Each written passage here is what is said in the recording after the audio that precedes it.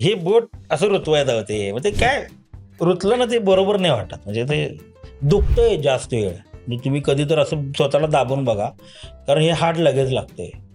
ज्याचे मसल आहेत ना त्याला जो जास्त प्रॉब्लेम येत नाही, ज्याला नाही येत त्याला प्रॉब्लेम येत. तर ते मला यायचं आणि ते पोटात दिवस, कुठं इथं दिवस, कमरेला दिवस, ते सारखं मी त्याला असं धरलं, म्हटलं घनू तू मला शिव्या दे, मला वाईट नाही वाटत, बोट रुचवू नकोस. आता तू दोस्त आहे म्हटलं माझा, आपण संघ राहायचा. पहिल्या आठवड्यात दुसऱ्या का तिसऱ्याच दिवशी सारखी धादा धादा धादा, कारण बाकी सगळे ऍक्टर, मी क्रिएटर, तो पुढारी. सूरज शांत होता, म्हणजे त्याच्यासाठी पण सगळं नवीन होतं, माझ्यासाठी पण नवीन होतं. तो आम्ही एक असं गरिबांचा ग्रुप झाला होता. मी, सूरज, घनश्याम, पुरुषोत्तम दादा कोणाच्यात मिक्स नव्हते. पुरुषोत्तम दादा शांत होते. पुरुषोत्तम दादा मला 2 दिवसानं म्हटले की अरे दादा तुम्ही तर काय मला ओळखच देणार. मी म्हटलो दादा तुम्ही आता कीर्तन करा, आम्ही म्हटलं रामकृष्ण अरे आमची तोंड म्हटलं बाद, काय बोलल, कुठली चेष्टा कधी करल, मी घाबरवलोय म्हटलं तुम्हाला. नाही नाही म्हटले आपण, मी तुमच्या आईचा खूप मोठा फॅन आहे. तर पहिला फॅन बिग बॉसच्या घरात मला पुरुषोत्तम दादा भेटले, म्हणजे मला मी ओळखतोय म्हटले तुम्हाला, बाकीचे कोणी नाही. हो का, हो असे होते सगळे. बाकी सगळे तुम्हाला अननोन होते, कोणी तुम्हाला मी आणि अंकिता पहिल्यापासून ओळखत होतो एकमेकांना. बाकी पंढरीनाथ कांबळे आमच्यासाठी तो एक मोठा कलाकार, आम्ही त्यांना फक्त टीव्हीवर बघितलं होतं. आज म्हणजे मी आणि प्याडी दादा आज तर एवढी मजा केल्या, मी आणि प्याडी दादानं तर मग भयानक मजा केल्या, आणि खूप चांगला माणूस आहे पंढरीनाथ कांबळे, खूप जेन्युइन पर्सन आहे. फक्त काय झालं, बाहेर आल्यानंतर जसं आम्हाला वाटतं की आम्ही सगळ्यांच्या बरोबर कॉन्टॅक्ट ठेवते, त्यांनी ठेवला पाहिजे होता, पण ते त्यांच्या लाईफमध्ये बिझी आहेत. ते त्यांच्या मुलींमध्ये त्यांना खूप आनंद आहे, खूप खुश राहतो माणूस त्यांच्या मुलीच्यात, बायकोच्यात. त्यांचं सूरजचा किस्सा कुठला, सूरज ते त्याला अशी सवय होती येते आधी ते असं पोटार मार, कुठं इथं मार, तर ते त्याला जरा कावलं, म्हणजे सिरियस काहीतरी विषय चालू होता. सूरज 3 आठवडे माझ्याबरोबर होता, तेव्हा ते झालं, मी अंकिता पॅडदादा सगळे, पॅडदादा पण मला तुला काय कळते जरा थांब, तुला काय अक्कल, म्हणजे त्याचं काय आमचं काय नॅचरल टोन, तुला काय अक्कल, तर ते त्याच्यावर ते माझ्यावर झाले नाराज, आणि मी पण तेव्हा झालो होतो जरा गरम, आणि ते आमचं चालू होतं ते काहीतरी टास्क बद्दल किंवा डिस्कशन होतं असं, आणि सिरियस होतो, सगळे होतो आम्ही, अभिजित, मी, पॅडी दादा, अंकिता, निखिल, सगळं होतो आम्ही, आणि तेव्हा ते जरा त्याला वाईट वाटलं. ते मला ते एकदम इमे काय वेगळ्या ह्याच्यामध्ये होतं झोनमध्ये, आणि नंतर म्हटलं सूरज सॉरी, हा असं द्या आता काय तुम्हाला, तुम्ही मोठी लोक, ते नॅचरल आहे ते, म्हणजे असं काय बोलण्यासारखं काय नाही आहे. ते काय होते ना, ते डिस्ट्रॅक्ट होते आणि ते कसं होतं, ते भोळं आहे, त्याला ते वाईट वाटलं, ते बाजूला गेलं, मग नंतर समजावून त्याला सांगितलं असं नसते, महत्वाच्या चर्चा आहेत, तर ते अशाच कधी नव्हताच ना, विषय काय आहे समजून घे, तुला काय गरज नाही. आमचा एक व्हिडिओ आहे आमच्या दोघांचा, मी त्याला सारखं, मग तिथनं पुढे मी त्याला चालू केलं असं, मग असं गप बसा की दादा, हे असं होतंय म्हणलं लोकांचं, म्हणजे त्याला ते प्रॅक्टिकली पण थिअरी पण करून सगळं दाखवलं त्याला. पण हाय ते साधा आहे, गरीब आहे. तुम्ही आहे कनेक्टेड आता? हा तुमचं मी बघितलं मीम, त्यामध्ये तुम्ही त्याला लग्नामध्ये सोफा देणार होते, ते दिलं नाही म्हणून तुमची भांडणं मी असं ऐकलं. भांडण नव्हतं ते, काय होतं, आदल्या दिवशी मी लग्नाला गेलतो, कारण 29 तारखेला त्याचं लग्न होतं, आणि 29 तारखेला आमच्या वडिलांचा वाढदिवस होता. मी त्याला पहिलाच बोललो की असं असं आहे, ते लोकांनी चुकीच्या पद्धतीने घेतला. झालं कसं की अजितदादांनी घर बांधून दिलं, आणि अजितदादांचं सूरजवरती खूप प्रेम, म्हणजे मलाही सूरज सांगायचा, आमचं फोनवर बोलणं असं, दादांनी मला आज दादा 2दा माझं घर बघायला आली, मला इथं सांगितलं इथं हे नाही, इथं हे पाहिजे, हे त्या माणसाबद्दल आज इथं नसताना पण आपण नाव काढतोय, ते प्रेम होतं, ते कौतुक होतं ते त्या माणसाचं. दादांनी घर बांधून वगैरे दिलं, मग सोफ्याचा विषय होता, मग सोफा काय मी काय कुठं सोशल मीडियावर टाकलं नव्हतं की सूरजला मी देतोय सोफा सेट, काही फुटेज घेतलं नव्हतं, कुठेही टाकलेलं नव्हतं. सूरजनं जे एका व्हिडिओमध्ये म्हटला होता की डीपी दादा मला सोफा सेट देणार आहे, म्हणलं हा देणार आहे, आम्ही बिग बॉसच्या घरात बसून हे ठरलं होतं. मग त्याच्यानंतर असं झालं की लग्न आहे, मग मी घराकडे चाललोय, मग त्या ॲड्रेसचा विषय झाला. मग गाडीवाला पुण्यातनं जाणार होता. मी त्याला एक्सप्लेन करू शकत नाही ना, कारण मी बारामतीला एकदाच त्याच्याकडे गेलोय. तर तो देतो. मग मी म्हटलं ठीक आहे, आता लग्न होऊ दे. लग्न झालं, पाहुणं-बिवणं सगळे असणार, नाचून-बिचून घाण करतील आणि आदल्या दिवशी गेलो तर तिथं समोर सोफा. मी त्याला म्हटलं, "छान आहे आणि एच-आर फोममध्ये आहे, मटेरियल चांगलं आहे त्याच्यातलं. तो हा राहू दे." मग डायनिंग टेबल पण तो आला होता तिथं. मी म्हटलं, "ठीक आहे, ओके, चल सगळंच झालं." मग रूममध्ये गेलो, कपाटचा विषय होता. मी म्हटलं, "ठीक आहे, बघ काय होतंय, लागलं तर सांग, आपण अरेंज करू." आणि काय मी तेही कुठे टाकलं नव्हतं. की का घेतलं नाही. त्याच्यानंतर असं झालं, की ज्यांनी सोफा घेतला त्यांनी ते फुटेज टाकलं आणि लोक म्हटले, "आम्हाला वाटलं तर डी दादानं दिलंय, मग डी दादा खोटारडा आहे काय? मग डी दादा असं मग मी त्याला म्हटलं, की "बाबा ये एकदा लोकांना सांग, की दादांनीच काय झालं अजितदादांनीच त्यांना सांगितलं, की नाही, नाही ते पाठवाच." हं. त्यांना ही पार्श्वभूमी माहीत नाही ना, की आमच्यात काय डिस्कशन झालंय. सो आजीदादांनी त्यांना सांगितलं होतं, की पाठवा. ते आलं होतं. मी म्हटलं, "ये फक्त कॅमेऱ्यासमोर लोकांना सांग किंवा स्टोरी ठेव, की दादांनी सगळंच मला करून दिल्यामुळं दादाकडनं घ्यायची काही गरज लागली नाही." तो म्हणाला, "मी कसं बोलू?" आता मी कसं बोलू म्हणजे अवघड झालं हो. आता मग काय ठीक आहे, राहू दे बाबा म्हटलं, तुझे विचार तुझ्यापाशी. मग मीच व्हिडिओ केला सगळंच म्हणजे असं तसं. मग त्यात मलाही राग आला होता कारण लोक माझी आईबीण काढत होते. बरं माझं नुकसान उलटं माझं त्याला देणं आणि न देणं दोन्हीच माझं नुकसान होतं. म्हणजे दिलो नाही म्हणून मी लोकांच्या शिव्या खाल्लो. दिलं असतो तर मी काय कुठं दाखवणार नव्हतं, की मी दिलं. हे बघा आम्ही दिलो. हे काय नव्हतं आमच्या डोक्यात. हां. कारण मी सोफाही रेडी झाला होता. मग तसं फुटेजच जर घ्यायचं असतं, सूरजचा सोफा तयार होत असताना, मग सूरजला सोफा कापड सिलेक्ट कर काहीही टाकलं पण नाही. लोकं काय एक्साइटेड आहे अशा गोष्टी बघण्यासाठी? काच मला नाही कळलं ना तेव्हा हेच मला कळालं नाही, की तुम्ही का म्हणजे मी काय कुठं गाजा-वाजा केलाय का? कुणी दाखवावं. एकदा तो आणि मी गाडीत असताना आमचं डिस्कशन झालं तेव्हा तो मला बोलला पुरुषोत्तम दादांच्या इथं. मी म्हटलं डन. पहिलं ठरलं होतं. अंकितानं म्हटली, "घर बांधून देणार." अंकिता म्हटलं, "तू घर बांध, मी सोफा देतो." एवढं क्लिअर बोलणं झालं होतं. त्याच्यानंतर त्यानं विषय काढला, की द्यायचं. मी म्हटलं, "हां, देणार." पण त्याला मिळालं दादांकडूनच. तर त्याला असं झालं, की मी आता दादांना कसं बोलू, की मला दादांकडनं मिळाले. हं. तर तोही अडकला होता ना. हं. फक्त त्याला एवढंच म्हणत होतं, की नाही दादांनी सगळं विथ फर्निचरच करून दिलं. एवढंच होतं त्याच्यात. हं. आणि ते दादांनी सांगून त्यांना पाठवलं होतं. मग आता ते अवघड झालं ना. आता मग नॉर्मल त्याला झाल्यात गोष्टी? नाही मला मला एकदा नाही पटलं तर मला नाही पटत. त्यांनी कधी कॉन्टॅक्ट केला ट्राय? तर त्याच्यानंतर त्यानं परवाही फोन केला होता. परवा काहीतरी एक विषय झालेला. तर त्याचा आणि ओमकारचा फोन आला होता मला. मी म्हटलं, "बघ काय-काय होतंय." बाकी असं मी म्हणून नाही आता फोन हं, करत. हं, हं. उतरलं की उतरलं बघा. मी अपमानित झालो म्हणजे ना, सूरज तरी चव्हाण मला तुमच्या समज मनातनं उतरलाय. नाही मला ते पटलं नाही कारण काय होतं ना, आपण आपल्या मित्रासाठी आपण आपली स्वतःची इज्जत दाववर लावतो. आणि त्या ठिकाणी झालं असं, की मी चांगल्या मनानं त्याला देण्यासाठी सगळ्या गोष्टी केल्या होत्या. हं. तर माझी इज्जत लोक काढत होते, की धनंजय पवार खोटारडा आहे. आणि हे मी त्याला सांगत होतो, की हे फक्त थांबलं पाहिजे. हं. काय झाले बरं मी खोटं सांग म्हटलोच नाही, खरं सांग म्हटलं. पण त्यानं ते सांगायला नकार दिला. हं. तिथं तो मला नाही पटलं ओके. आणि मी तेव्हा क्लिअर केलं, मला पटत नाही. मला हे मान्य नाही. मी हे एक्सेप्ट करू शकत नाही, की तू ओके. असा वागशील. ओके. तर तिथून मी नाही परत कधी. ओके.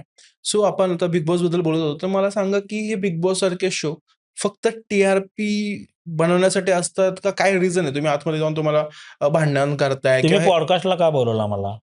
कंटेंट? त्यांना पण तेच पाहिजे. ओके. तुम्ही भांडला, तेच घेतात आणि टाकतात.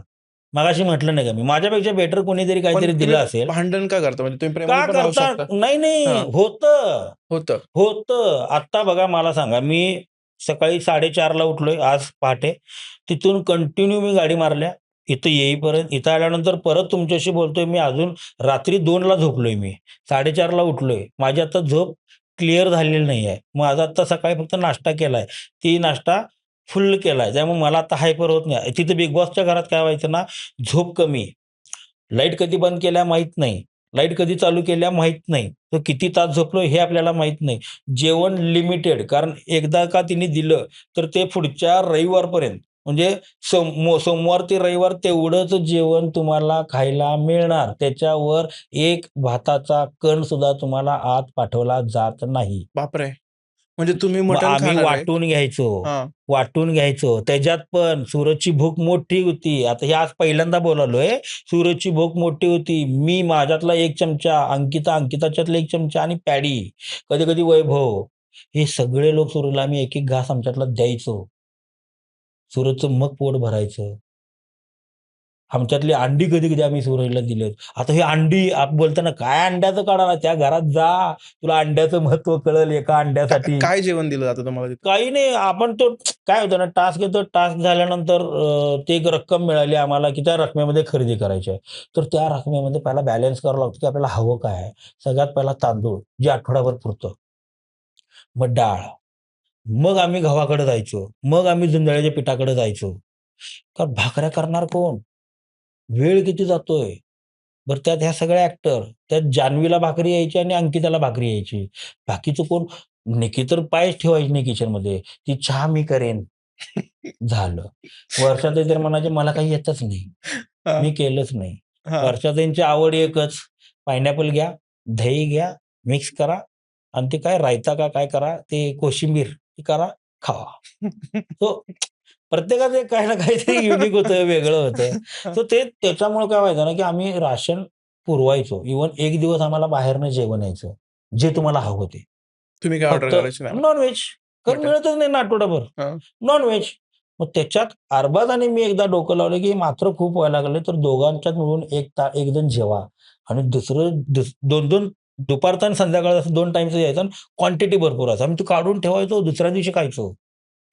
परत दुसऱ्या दिवशी ते गरम करून सगळ्यांचं एकत्र करणार. चिकनचं भांडं वेगळं, व्हेजचं भांडं वेगळं आणि सगळे त्याला तयार होते. त्याच्यामुळे आम्हाला ते जेवण पुरायचं. हं. नाहीतर आम्ही दुसरा आणि तिसरा आठवडा पटणार नाही तुम्हाला.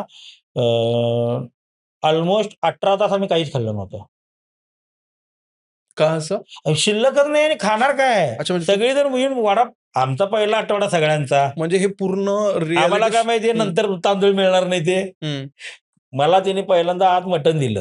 म्हणजे आत जाताना मी मटण चूज केलं पहिल्या आठवड्यात. मला काय वाटलं, हे 1 किलोभर मटण आठवडाभर पुरवायचं आहे. हं. रोज 1 किलो यायला खाणार कोण? रोज 1 किलो कसं खाईल? हां. मग मी त्यातलं थोडं हळूच वैभवला, हळूच आरबाजला जाईल, कॅमेऱ्यातनं लपवून. हं. पुरत नव्हतं जेवण. मग ते भूक कमी, झोप कमी.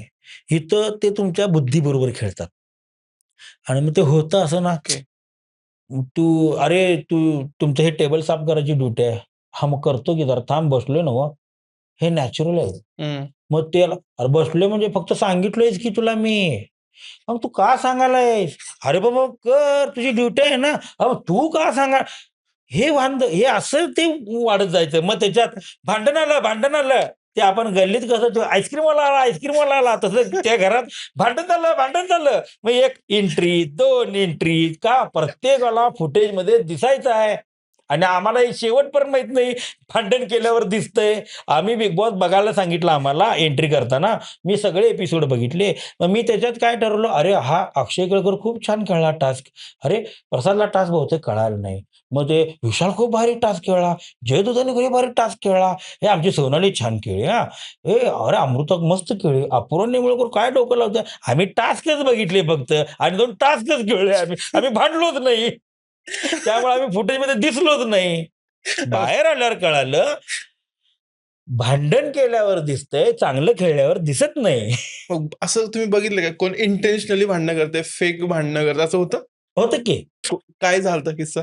भरपूर किस्से आहेत आणि जवळची नावं आहेत. उगाच घेऊन परत जुने नाव न घेता सांगा. कशाला काय गरज आहे? नाव घेतलं की ते सब्जेक्टच लोकांना कळणार नाही.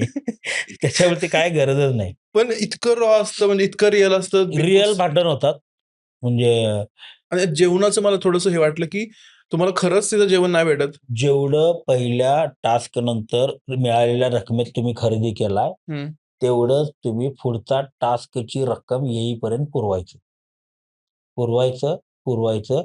मी हात जोडलेत हात. जेवण आहे. चव येईना झाल्या, मीठ संपलंय, मीठ सांडलं तर एवढं मीठ द्या. हां. त्यांनी त्याच्यासाठी दिवस घालवलाय आणि बापरे! संध्याकाळी मीठ दिलं आम्हाला. बापरे! सगळे हात जोडून यायचे. "मीठ द्या, प्लीज मीठ द्या, प्लीज मीठ द्या." आणि आपण म्हणतो ना, मिठासाठी लाचार झाले ते. आता घरात कळतं. अंड्यासाठी अंड्यावरून भांडं, अंडं लपवून ठेवायचो आम्ही. आम्ही लिटरली शपथ अंडी लपवायचो. इथं आता 50 एक अंडे आम्ही असंच फोडीन. पण तिथे एक अंडं माझं आहे ते, असं वालं होतं त्या घरात. त्याचं रिझन काय करते मिळतच नव्हतं. ओके. मला सांगा, एखाद्या गरीब घरामध्ये आपण गेलो आणि खूप काही खायला नेलो आणि त्या मुलांना जर ते मिळत नसेल, तर ती मुलांच्या चेहऱ्यावर कसं असेल? अंडी आली म्हटलं, की "हे माझा ट्रे हे आहे, हे मी घेतला. हे हां. माझी 16 अंडी, ही माझी 15." असं वालं होतं त्याच्यामध्ये. हां. फळं यायची ना फळं, पेरू कमी खावा, कलिंगड जास्त खावा, संत्री लई आहेत. म्हणजे हे सांगायचो आम्ही. 2 संत्र्यांमागं 1 पेरू खावा.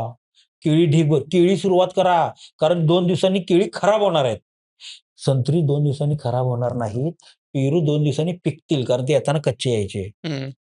असा सिक्वेन्स लावायचो आम्ही. कारण केळी आता जर कोण खाल्लीच नाही, चांगलं-चांगलं कलिंगड घेऊन खाल्लं, संत्री घेऊन खाल्लं, की 2 दिवसांनी ती केळी पिकून खराब होणार ना, मग ते खायलाच नाही मिळणार. हं. मग आम्ही सांगा पहिला केळी घ्या, मग पेरूकडे या, मग संत्री, कलिंगड ताणून द्या मग नंतर. हं. हे का यायचं? कारण ते 7 दिवसासाठी मर्यादित असायचं. हं. 8व्या दिवशी त्याचा आणि आमचा काही संबंध नाही आणि हं. 5व्या दिवशी संपलं तर बिग बॉसचा आणि आमचा काही संबंध हं. नाही. मरा उपाशी. असं कधी झालंय का, की जेवणासाठी खरं-खरं भांडणं झाली? तुम्ही सांगताय एखाद्याला, की हे नको करू आणि त्याने ते केलं? ते केले म्हणण्यापेक्षा कमी करण्यावरनं झालतं. हं. निक्कीनं काहीतरी निक्कीनं की अंकितानं काहीतरी हे केलं होतं आणि आर्या वर होती आणि तिला मिळालं नाही असं काहीतरी ते झालं आणि त्याच्यात ते भांडण खूप इश्यू मोठा झाला. खूप भांडण झालं ते. ते जोरातच भांडण झालं. जी. ओके. इव्हन शेवटच्या आठवड्यामध्ये मला अजून आठवतंय, की सूरजला भूक लागायची आणि थोडं कणिक कालचं शिल्लक होतं आणि मी अंघोळीला चाललेलो. अंकिता किचनमध्ये होती आणि अंकिता मला म्हटली, "दादा सूरजसाठी चपात्या करायला लागलोय. तुम्हाला हवी असेल तर एखादी चपाती लाटून देईन." मी म्हटलं, "कर, असेल तर कर, नसेल तर काय अडचण नाही. खाऊ दे सूरज. आपण भात खाऊ किंवा पोहे खाऊ." नाही म्हटली, "कणिक आहे, एक म्हणजे तुम्हाला लाटून देतो," म्हटली, "खावा." मी म्हटलं, "ठीक आहे." तर त्याच्यावरनं असं झालं, की सूरजला दिलं, "ठीक आहे. ते डी दादाला तू का चपाती दिलीस?" हे निक्की-बिक्की सगळे हं. भांडायला लागले हं. अंकिताबरोबर. हं. अहो म्हटलं आता ते योगायोगानं सूरजसाठी कणिक होतंच, ते आपण टाकणारच होतो किंवा खराबच होणार आहे. तर दादा आणि सूरज आणि त्यातली अर्धी एखादी मी खाल्ली तर खाईन म्हणून मी केली. हं. केलीच तर सगळ्यांना करायचं. बापरे! त्यात आमचा पण वाटा आहे. हे भांडण अख्खा दिवस. अनेक गोड गैरसमज लोकांना, की अंकिता सूरजला बोलू द्यायची नाही. हे मार्केटला सगळीकडे होतं, की अंकितानं सूरजला दाबून ठेवलं. पॅडी दादांनी सूरजला दाबून ठेवलं. डी-पी दादानं आम्ही दाबलं नव्हतंच त्याला. आम्ही म्हटलं ना तुम्हाला, थोड्या-थोड्या गोष्टी आम्ही त्याला शिकवत चाललो होतो. तर तो असा खात होता ना, तर तो डाव्या हाताने खायचा. तर ते खाताना कसं तो म्हणजे सांडायचं त्याच्या ह्याच्यावर. तर ते डायनिंगवर पडायचं आणि लास्ट मला वाटतं 4 दिवस काहीतरी राहिले होते आणि तेव्हा निक्कीनं चालू केलं होतं, की आता बघा, आता येईल, त्याला थांबवल, त्याला बोलूच देणार नाही, तुला ती बोलूनच दे." असं सगळं ते चालूच केलं होतं त्याने 1-2 आठवडे अगोदर. हं. ते हळू-हळू ते यायला पण चालू झालं होतं. आम्हाला आत माहीत नव्हतं, पण ते आम्हाला जाणवायला लागलं होतं, की हं. तू सतत हाच का विषय काढतेस? हं. तर लिटरली सांगतो, सूरजचं सांडलं होतं. हं. अंकिता अशी बाजूला बसली होती. मी समोरच होतो आणि अंकिता काय म्हणली, "सूरज, हे सांडले बघ. हे आपल्याला स्वच्छ करायला लागणार. हे स्वच्छ करायचं आपण." आणि तो पण होय म्हटला. त्याच्यावर चालू केली, "अरे खाऊ तर दे की त्याला." आता माणूस सांगतंय ना, की "हो चला येताना जरा खुर्ची इकडे घ्या." ते जाताना लावून जनरलच सांगायचं. पॅडी दादा पण त्याला पॅडी दादानं त्याच्यासाठी काय-काय केलंय, मी इथं सांगू नाही शकत. जर सांगितलं ना, तर हेच लोक पॅडीला सलाम करतील. आज जे म्हणतात ना, सूरजला एकटं सोडलं किंवा काय, अजिबात काय नाही. प्रत्येकजण आपापल्या कामात व्यस्त आहे. प्रत्येकजण आपापल्या जागी योग्य आहे. सगळेजण सगळ्यांचं आयुष्यभर काय म्हणजे ओझं घेऊन कोण फिरू शकणार नाही. हं. मी अंकिताचं ओझं आयुष्यभर नाही घेऊ शकत. अंकिता माझं ओझं आयुष्यभर नाही घेऊ शकत. बरोबर. जोपर्यंत आम्ही एकमेकांना सन्मान, रिस्पेक्ट देतो तोपर्यंत आम्ही एकमेकांचे आहोत. हं. एखाद्या वेळेस जर मला खटकलं आणि मी बोललो, तर ते आमच्यात उडणार खटके. तसं कोणीच सूरजला तिथं अंडर एस्टिमेट केलेलं नव्हतं. उलट आमचा हेतू हा होता, की जिंकणं, हारणं हा काय पॉइंटच नाही आहे. उलट आमचं की इथून आता काहीतरी आपण शिकून जाऊ शकतो. हं. त्याला हळू आम्ही आज सांगितलं होतं, की YouTubeचं चॅनल आपण चालू करूया. त्याचं हे सगळं अंकिताकडे ठेव आणि पॅडीकडं तुझं पाहिजे तर ते पालकत्व दे. जेणेकरून पॅडी तुला समजावून सांगेल सगळ्या गोष्टी. इथपर्यंत आम्ही त्याच्यासाठी आज स्ट्रॅटेजी आखली हं. होती. बाहेर आल्यानंतर तोही बदलला. बाहेर आल्यानंतर त्यानं मुळात जी प्रत्येकाला एक द्यायला पाहिजे ना, की मला नाही म्हणत, पॅडीला, अंकिताला, की बाबा तुम्ही मला आत एक केअरटेकर म्हणून होता. कारण अंकितानं त्याच्या खाण्यापिण्याची पूर्ण काळजी घेतली. अंकितानं त्याचे दैनंदिन जीवनातल्या ज्या गोष्टी आहेत, म्हणजे दात घासण्यापासून अंघोळ करून, कपडे घालून बाहेर फ्रेश राहण्यापर्यंत, हं. इथपर्यंत सगळी काळजी अंकितानं घेतली. हं. सूरजच्या बाबतीत जिथं जे लागल, म्हणजे आपण म्हणतो ना, मुलाला प्रत्येक गोष्ट बाप सांगतो आणि मुलीला प्रत्येक गोष्ट आई सांगते. त्या हं. सगळ्या गोष्टी पॅडीनं समजवल्यात सूरजला, हं. एक बाप म्हणून. काय-काय शिकवल्या, कशा-कशा शिकवल्या, ह्या सगळ्या आम्हाला चांगल्या माहीत आहेत. ओके. पण आता ते सगळंच काय काढणं योग्य नाही. कारण मला हं. वाईट वाटतं पर्सनली, की प्रत्येक वेळी पॅडी कांबळे चुकीचा नाही आहे. प्रत्येक वेळी अंकिता चुकीची नाही आहे. प्रत्येक वेळी तुम्ही गरीब, श्रीमंत हा भेदभाव नाही करू शकत. विचारांची देवाण-घेवाण करता आली पाहिजे तुम्हाला. एकमेकाबद्दल आपुलकी असली पाहिजे तुम्हाला. तर तुम्ही मार्केटला पुढे राहणार.